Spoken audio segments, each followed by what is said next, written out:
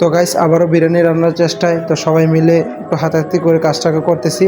তো প্রথমে পেস্টটাকে আমরা কেটে নিলাম, তারপর আমি মশলা দিয়ে মাংসটাকে একটু মেখে নিলাম। প্রথমে আমরা মাংসটাকে চুলায় বসিয়ে কষানোর চেষ্টা করবো, একটু কষিয়ে নিলে অনেক ভালো হয়, একটু টেস্ট হয়। সেই জন্য আমি মশলা দিয়ে মাংসটাকে কষিয়ে নিচ্ছি।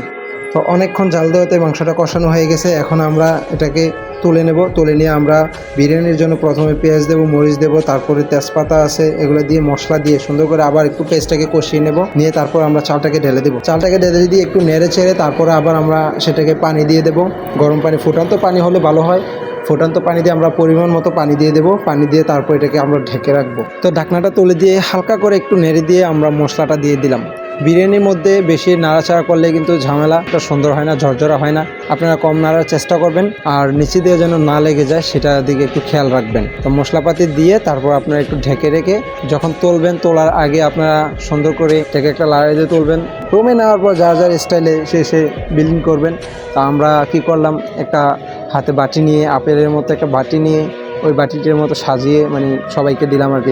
এটা আলাদা একটা সৌন্দর্য। তো সেই জন্য এইভাবে করে আমরা সবাইকে দিলাম।